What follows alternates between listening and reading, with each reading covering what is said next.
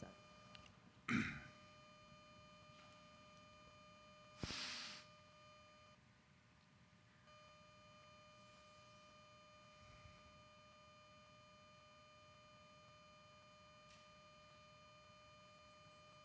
Now, please focus on whatever methods you have been practicing all this while.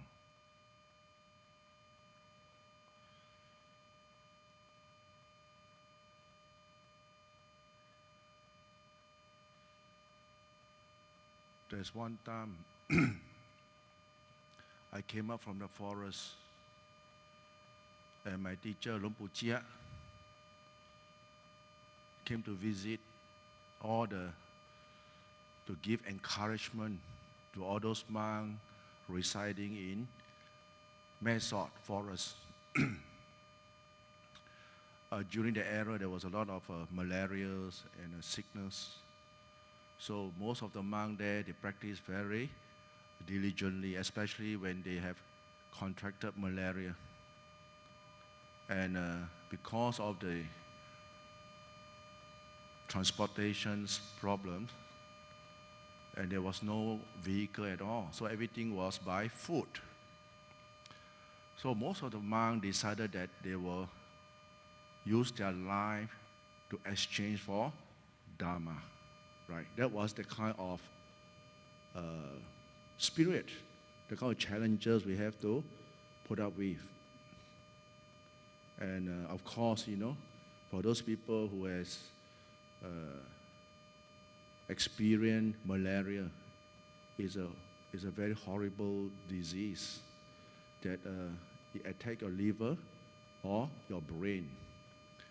Now, when you attack your liver, you can be very cold until like even you put a lot of blankets or someone set a fire to warm you out. You won't feel that you're warm at all. It's just cold, And if you're hot that time, very warm, it's just like it's burning inside your body. So the kind of bodily, painful, torturing sensations, we take it as a kind of object of meditation that we always change.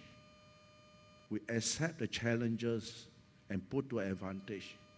That means your samadhi must be very good, right? In order to face this kind of challenges, the kind of sickness, or sometimes the pain can go to your brain, the kind of PF and PV that attack the brain. Your head is going to split into pieces. So, is there a choice? There's no choice. Because why? Medical is very hard to available in Thailand at the time, right? And so most of the monks, they just, bite their teeth and that's it, Just have the faith in the triple gem and just practice. And some make it, some doesn't make it. For some make it, that means they can overcome using the Dhamma as a medicine to overcome their sickness. So even though the body might be very sick, but the realizations of the Dhamma and the kind of piti, the kind of rapture that arises from the kind of challenges, the kind of fighting, the kind of within yourself, they come out alive. So sometimes the malaria just subside. They are recovered. And most of the time, if they don't subside, then they will just write a letter to inform the neighboring monks who are neighbor to say, I can't take it anymore, please bring me to the doctor. Then we will go and assist that person. Sometimes we got to use a stretcher to carry him out. 2 days, we got to walk 2 days in order to reach the local hospital, 2 days. Now, why I want to relate this incident to you all, so-called want to learn meditations, right? Everybody know life is suffering. Everybody know life is so stressful, right? That's why we monk, we also been through life. And like the Buddha said, there's a way out of suffering. And that is through what? The noble eightfold path. That is what? Sila, Samadhi, Panya. Right. Now, like Thanachan, Thanesaro just now have been explaining about the precept. Right? And of course, I'll be covering on the part what we call Samadhi, concentration practice. Right? And just now, Thanachan also give a very brief instruction on Anapanasati, mindfulness of your breath, right? And most of the time, especially nowadays, most of the thought we listen is just, they never emphasize a lot on the concentration practice. It's very important, let me tell you. Concentration practice is very, very important. Just bare awareness, just bare mindfulness is not enough. It's not concentration. Because why? When your body is in pain, just bare awareness can't contain the pain. Right? The pain is so intense. Initially, you're able to contain it. But when the pain starts to get intense, you see the arising of doubts, of thoughts. That once upon a time before, you can meditate very calmly. You say, so calm, so easy. Because why? You never challenge pain. So when the pain gets intense, you see how your mind reacts. Your mind starts to have that sort of crazy thought. You know, the kind of thoughts that will arise. It's enough. Why should I be fighting the pain? I'm going to be stupid. Don't listen to this monk. They're crazy. They're fanatic. All these kind of thoughts will arise. And because why? You are so scared of pain. You doesn't learn the techniques of how to observe the pain. And of course, like I say, if just bare awareness, you can't do anything. So you have to have samadhi, the power of your concentration, right? And you need what? Practical, hands-on doing. Not by reading books, for heaven's sake. Not by listening to talk. You're not going to attain that. You've got to really sit and experience and witness those experiences that arises, and how are you going to tackle it? With what kind of mind state? That's very important in meditations, right?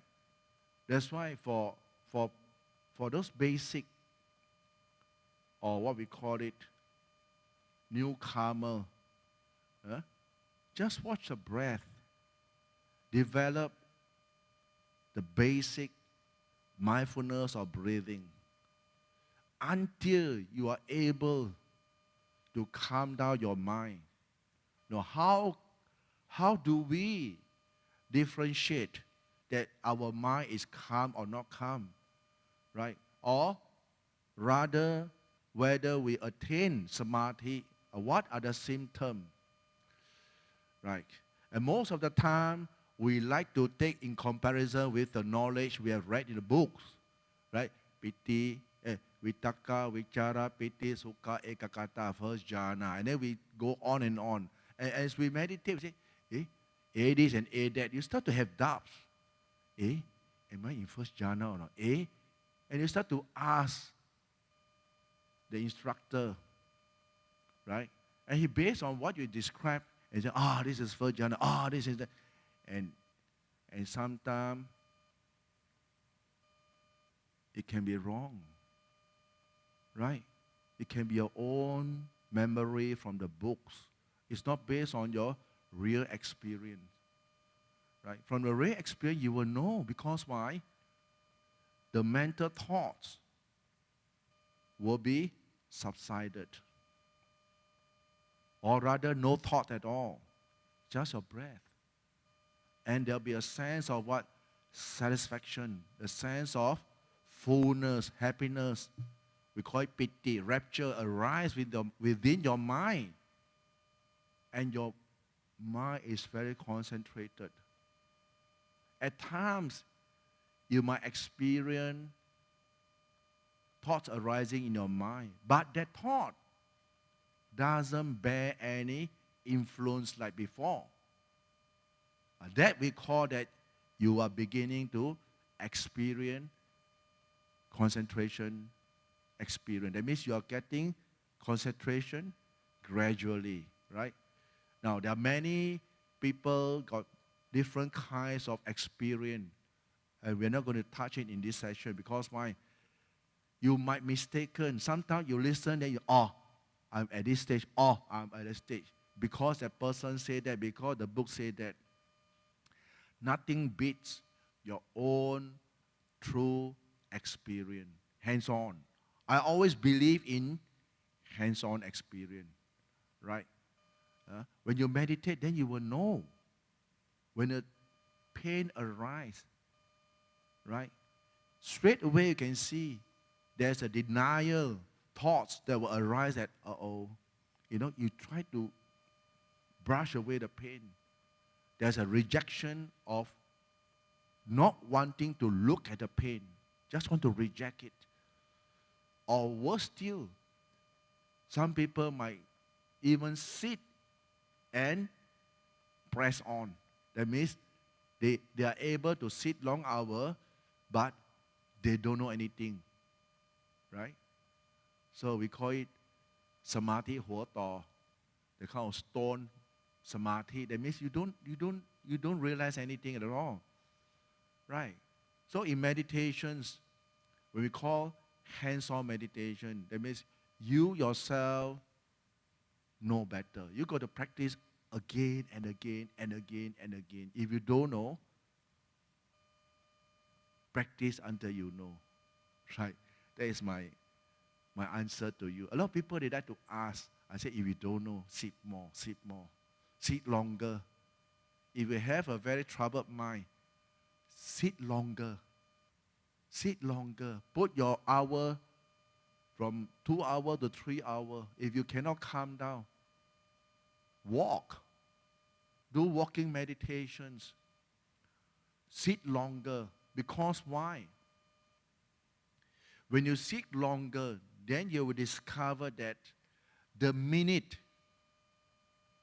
pain arises within yourself, you will notice that all these troubling thoughts, thinking, subsided in one thought moment, just disappeared. And what you have is just the awareness, mind state, witnessing this pain, and the denial thoughts arising in you that, oh shit, this pain is so unbearable. How am I going to do? You can see. You see how your mind makes story now. Right? Most of the people, they don't even cross this junction yet. Because why? Every time they encounter pain, they switch their leg. They change leg. They change posture. And they ask the monk. The monk say, yeah, change. Don't torture yourself.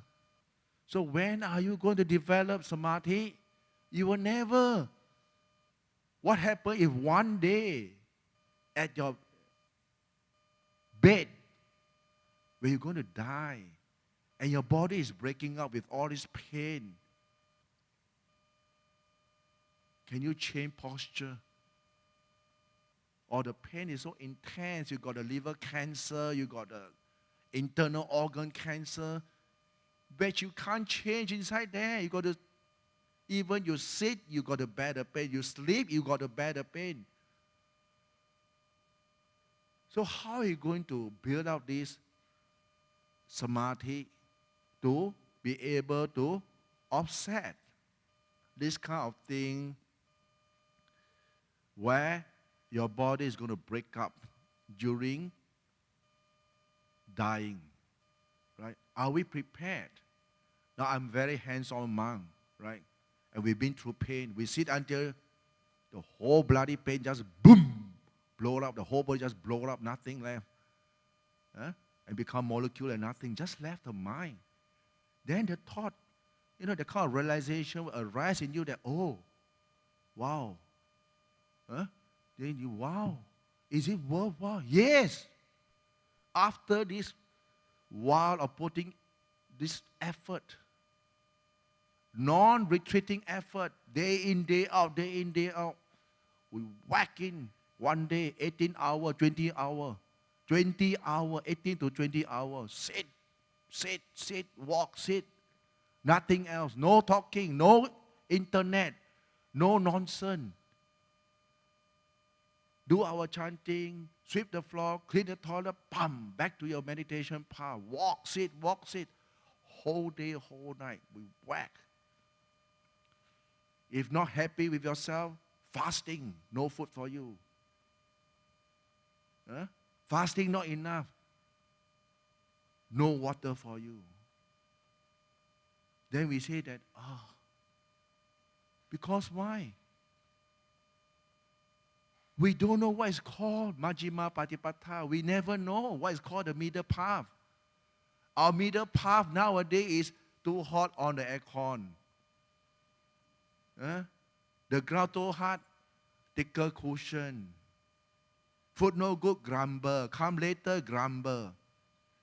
Nowadays, grumbling, complaining, meditation, scared of this, scared of that.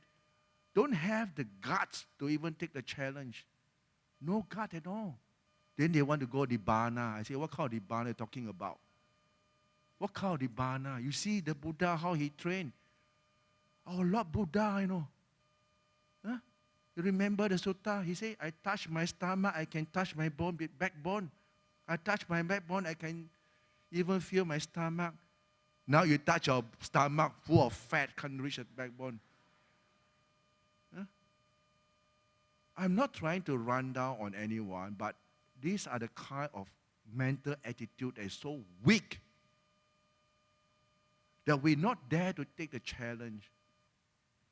We're not even dare to just go out. We're just full of fear, having pampered all this while by all this sensual pleasure. All this sensual pleasure. So, it's very hard for us to see the truth because our mind has been diluted by all these sensual pleasure. The lay people are so good, they support us so much. Right? And we thought that, okay. And everything is so well equipped nowadays.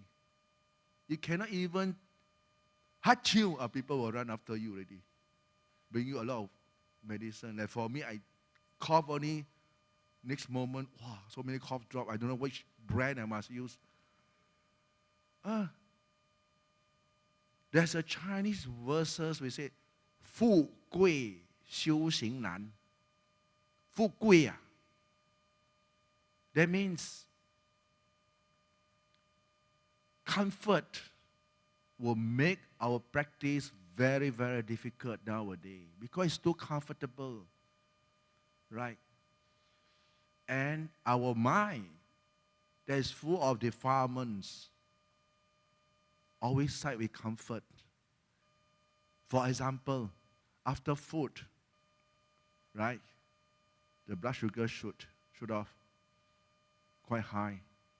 You don't have to drink alcohol, no? Your marble steam ready. Yeah? Steam ready. So, during my younger time, I have very bad stomach. I take very little food, also I go steam. So what I do? I can't even sit. I sit only, my stomach like very stuffy. I got headache. I got to walk. We don't have medicine. We have to walk. We have to find way to diffuse this suffering of the body. We got to walk for 3 hours. There is a blessing in disguise. That's why I say, this dukkha that arises from the body give us a lot of wisdom. We have no doctor to refer to. No doctor, no. Nothing. Nothing. Just what to do now. Walk, Lord, walk. Putto, putto, putto. And the mind, why me? Why? The kind of, it's not regret. The kind of feeling very sad, but what kind of karma have I committed? Why have we got to go through all this kind of pain like no other monk have to go through? But why? Why me? But after you walk and your mind attain concentration, right? You see how this mind, with all these grumbling thoughts, surfacing, attacking you, they have all this strong influence over your mental state, asking you to, let's go back to Singapore. Here you so suffer so much. Don't be so stupid. Why stay here? Let's go. Every day, this defilement of ours nagging at the back to go back to comfort. Don't be stupid. Don't torture yourself. Lucky, I never listened to this thought. Lucky. I say, do or die. You only die once. You come for the Dhamma. You don't come for this body. If you die while you're practicing, the world will remember you. But if you die in the hospital, people will just pity you. Oh, such a pitiful monk, he died in the hospital. But if you die fighting, not going to the doctor and just practice and meditate, and the breakthrough, the kind of Dhamma that arises in your heart, then you can reap the kind of, we call it confidence. The doubts that fully cleared, no doubt. Then you can really say, Puttang saranang gacchami, Dhammang saranang gacchami, Sanghang saranang gacchami. I take the triple gem as my refuge. Never turn back. This is the kind of refuge we want, or we urge every one sitting here to develop that kind of refuges in your heart. And most of the time, when we can't establish ourselves in the practice, because why? We are wavering. We don't have the kind of faith, immovable faith in the Buddha's teaching, because we don't see the truth. Because we don't understand what is called body and mind. What is called the 5 khandhas. Right? We don't know. We always have doubt. This and that. How come? I'll get it again. You got this A. So when you have this A, you got to practice more. Because why? Life is so short. Everybody knows life is so short. But everybody also must accept that, I know, Ajahn, what you say is true, but I cannot accept it. We can't do it. Right? But you must try your very best. Especially if we are donning the ropes. We must really full swing, do or die. Do or die. At the very least, if you die in glory. You die in Dhamma. Yes, you might not attain any insight or attainment, but the kind of good discipline, the kind of good mental attitude that we adapt, they're going to bring you to your next lifetime. And your next lifetime, you just listen to the word Putto or the Buddha's teaching. Just click. And you say, okay, time's up, I'm going to go. Nothing can stop you. Right? And we won't live the life of, we call it pramad, negligent. No. It's very mindful. Right? Very intact. We know what we are doing, what we want in life. This is very important, very, very important. Always encourage, go, go, go, go. Don't stop. Don't retreat. Adithan, make a vow. If I don't make it, let me die. Let me die. You won't die, don't worry. You won't die. Not so easy to die. Why I say that? No, it's not so easy to die. We have seen people very healthy, exercise every day, all the organic food, triathlons, sleep at 9 o'clock or the 10 o'clock. Healthy lifestyle. But die so young, die while running, heart attack. Why? Karma. The Buddha said all this karma. We have somebody out there in ICU with all the tubes on the throat, on the nostril, left hand 2 tube, right hand 2 tube, stomach 1 tube, 1 for the shit, 1 for the urine. So many tubes for years. Living like a holiday camp in the hospital. And still living. But to us, living beings, human beings, have we ever reflect why? Why? Why this person? Sometimes we might think that it's better to die. But no. He also think that it's better for him to die. He don't want to trouble the family people. But he can't die. He won't die. Because of his good karma that he got the family people who can still support it, this kind of treatment, and he can still live on. Right? So life is so uncertain. But death is certain. Why we want to bring out all these instances to let you reflect? Right? You got to think about life. That's why when we meditate, right? Remember the Buddha's teaching. The Buddhas always talk about the what? The 4 foundations, mindfulness. First thing is the body and your feeling. So, for example, we take the body first. Don't be in a hurry to go to your mind. Why do I say that? Because it is your mind who is directing this attention, your mindfulness, to focus onto your body. Because our mind, so-called the sankhara, is making story. It has been very troubled-minded that we call it that we can't focus.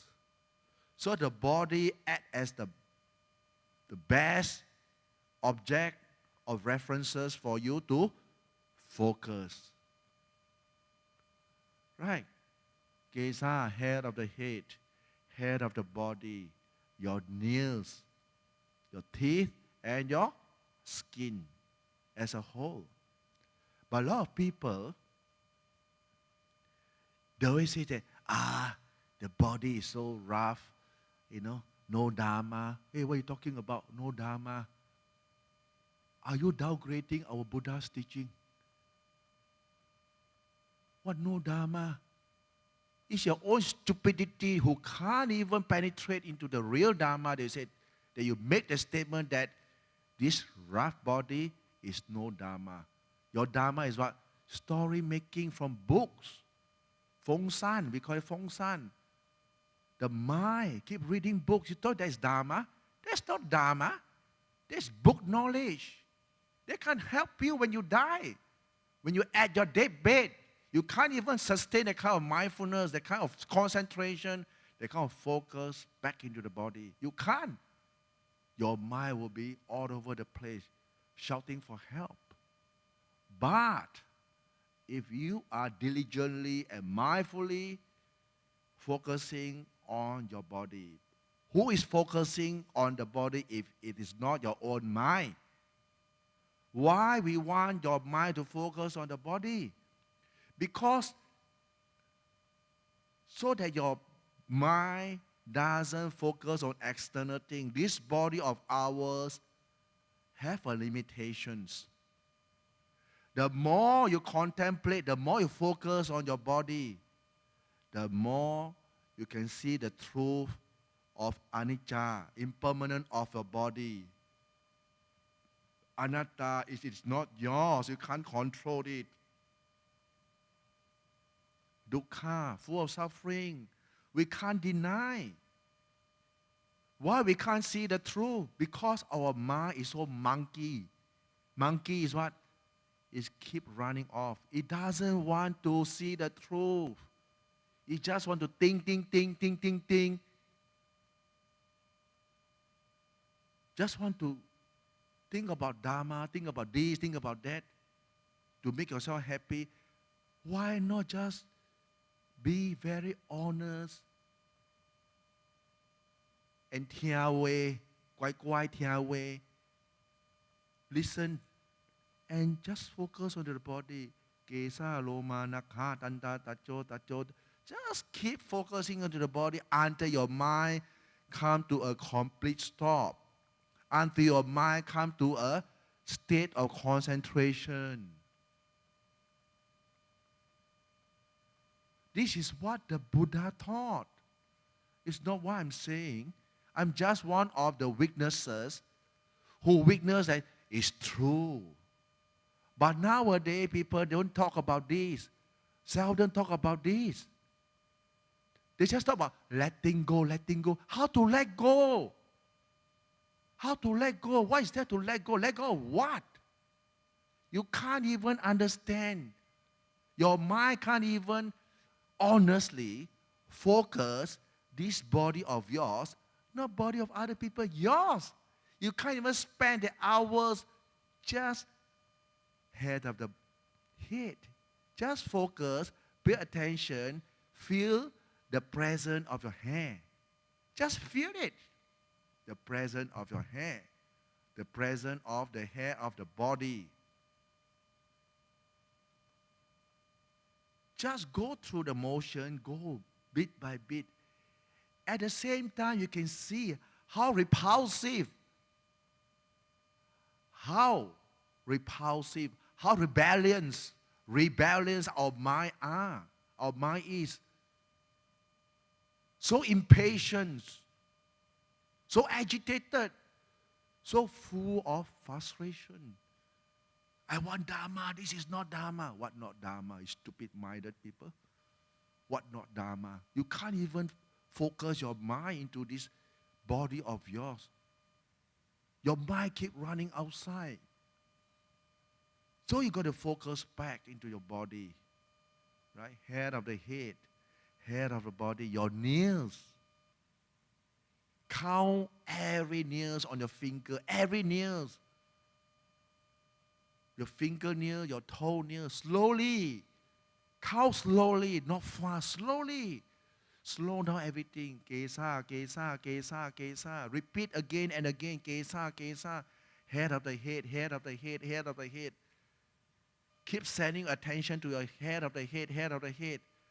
From your right ear to your left ear, from your left ear to your right ear, from the front forehead to the back forehead, to the base of your neck. Keep doing that. Left, right, center, go back and forth, until you get cheesed off or you get agitated. Go down to your head of the body. Go, but your armpit, head of the body. Let it scan through the whole body slowly. And your nails, your teeth, until your mind comes to a complete stop. That you can't think anymore. Now let it stop. Let it stay put. Let it stop there. Because why? Your mind is tired. You can't think anything anymore. Right? So this is one of the methods the Buddha stated in the Satipatthana Sutta. Kaya Kata Sati. This is one of the methods. Or the 32 parts of the body.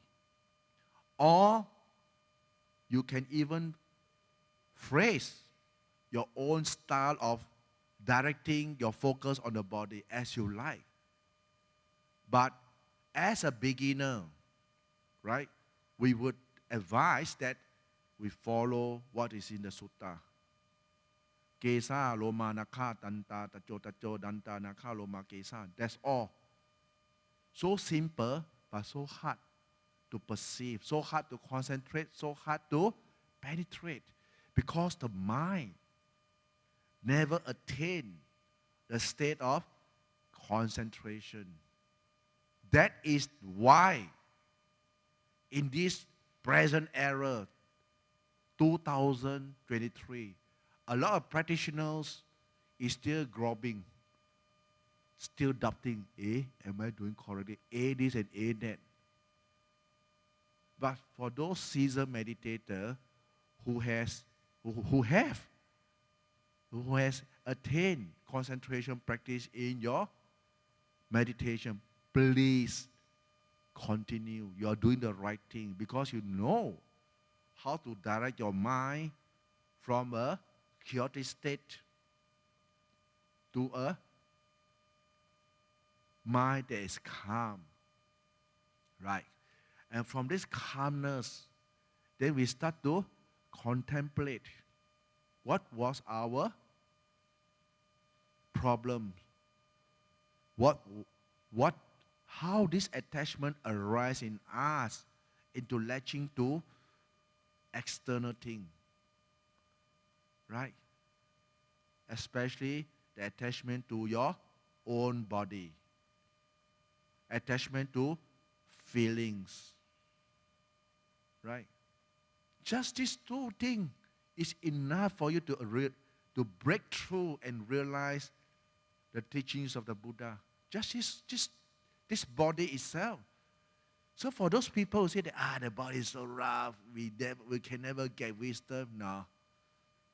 There's a statement of stupid meditator who don't have wisdom. When your mind is calm, you go through the hair again. Then we start to ferret out the texture of the hair, the changes of the hair, the color of the hair, the smell of the hair, the changes from young age to adulthood, to aging and old age. Everybody know. In one thought moment, it's this, right? It's going to soft, very nice, very soft. Then rough, like a string. Then become gray color, become white color, and bald-headed. Then a lot of problems going to follow. Your body will degenerate.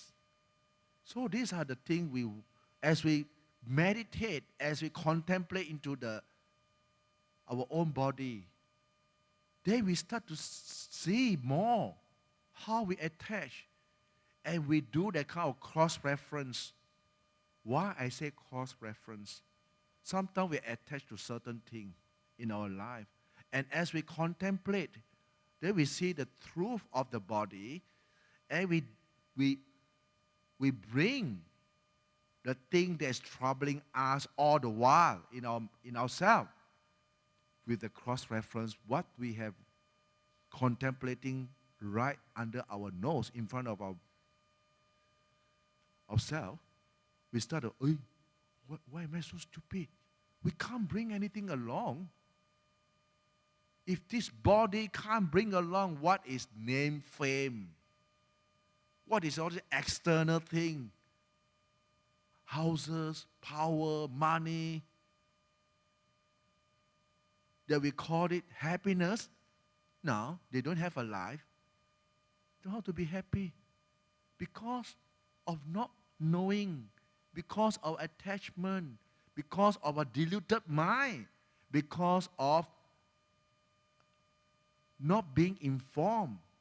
Even though the Dhamma book has written there so specifically clear, but yet our very stubborn mind will say that, no lah, actually it's Nicca, not Anicca.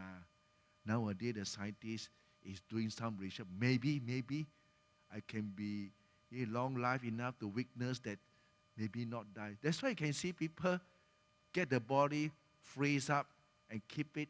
Hopefully that they got a solution to bring them back to life again. You see all the very rich people? Right? Huh? In the media, I read this through media, by the way. I said, oh, so crazy. Huh? These people are so crazy. They can't accept that they are dead. Right? They want to do cloning. Cloning as though your shit come out with small, what, not sting or what. Huh? When we contemplate into our own body, right? We contemplate into the characteristic of impermanent, keep changing, right? Dukkha, we suffer a lot. It's true. And anatta is beyond our control. Who can control? No. We don't see that we can control aging. Even though you can control aging, you can't control karma. See? Karma. Sure to die, sure die. Why not we just accept it and say, okay, but before we die, do I have enough goodness? Have I experienced what is called samadhi? If your answer is no, you better do more. Because why? You still have the choice. You still have the chance. You have the time. Don't waste your time. Because why? If you are born in other form, then you won't have the chance to practice samadhi unless you are heavenly beings. But what happens if you are born in some other form that doesn't have the chance to practice how? So these are the kind of what we call it contemplations, contemplative thoughts. We think, we cook up this statement to push ourselves forward for the practice, to encourage ourselves. This is what we do in the forest. We're not going to bring books in the forest. No. No books. No, nothing.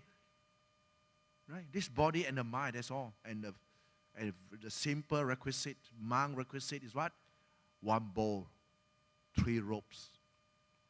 Right? Our shaving kits, our belt, our strainer for water, and a sharpening stone. But nowadays we don't use sharpening stone because we have very sophisticated shaving kits, right? These are the basic things monks have. This is we call it the 8 Bodhikampat. In order to ordain as a monk, you must have all these 8 things in order to fulfill the ordination's requirement as a monk. And there we go. Bang, go. Do your practice. It's so good nowadays that we have all this center, temple, facility that, offer the kind of opportunity for people to practice. But the practice doesn't go that well because there's no challenges, right? And we are so pampered with all this comfort that we don't know what is called challenges. Even though there's challenges will be, the lay people, Bante, don't do lah. After this, after that, and then you follow the lay people. You follow the Buddha. No, I'm not going to listen to you. You're very stubborn, see? Then you scared that you will offend the lay people. Yeah, better follow them. No, follow the Buddha. The Buddha is our standard. The Buddha said, no, do or die. Die better. Die while practicing. So this is the kind of attitude. But of course, we are not going to die foolishly. No, we're going to die in the practice of the Dhamma. In the practice, we're going to die during Tudong. We're going to die during meditation. We're going to die staying alone, fighting for the liberation of our mind. That is our goal. You see, but for the lay people, they don't want that. They meditate just to calm their mind. They are very happy already. Right now. That's all. They say, if I can calm down my mind enough already. Even though they can't calm, because why? Even though they have all this material comfort which other people don't have. But how come they can't calm the mind? There should be very happy people who can, at one thought moment, control themselves and let's go enter samadhi. They can't. All over the place. While you're sitting here, how the dinner going to be like afterward? You see, the mind go already. Thinking, vegetarian, don't know nice or not nice. And you see how the mind play trick on you, And this is defilement. Like for us, monk, we have this thought only next moment. We say, okay, tomorrow no food for you. Then inside your mind cry, don't torture me, please. You don't think, okay? You think again, 3 days. This only 1 day. Then the mind gets scared, Oh, better think, if not 3 days, puto. So this is how we train. When we train your mind, sometimes you got to, give encouragement. Sometimes you got to cheer yourself, to tell yourself that it's okay, never mind. But sometimes when your mind get very stubborn, always go against the teaching of the Buddha, then we're going to whack. God damn it, you bloody shit. 7 days no food. Then no sleep. Sit only. Torture you. Torture the defilement. Then the defilement will cry, please don't do that to me. You thought you're crazy. Not crazy, really this is defilement. Because if you don't do that, then you never know what is called extreme training, what is called the middle path. You will never know. Our middle path is a bit of pain, change leg, a bit of pain, too hot on the aircon, a bit only.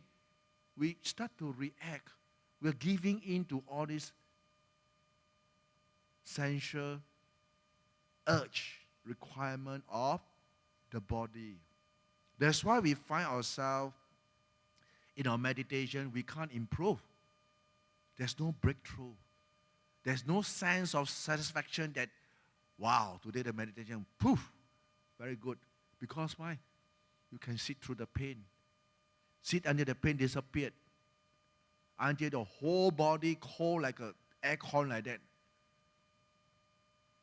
Of course, that is not the Nibbana, but that's the kind of, we call it assurance that, yeah, this is the path. You can do it. Then you will whack for more. Right? This is the kind of encouragement, the kind of challenges, the kind of, we call it sport. Not the sport of playing golf or, this is monk sport. Sitting, walking, meditation, yeah. challenges. Any place people say got ghosts, got tiger, got this, and very challenging. Let's go. That is the moment. If you were to read the sutta, that's the moment of death, that the Arahant breakthrough, the Arahantship breakthrough. You look at the sutta.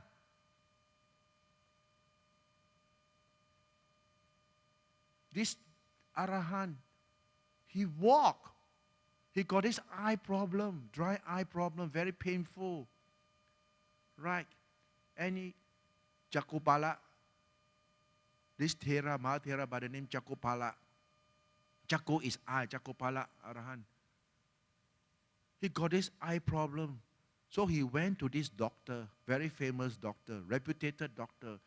The doctor instruction was, you put this medication made of oil, sit up position, lie down position, and apply the oil and close your eye.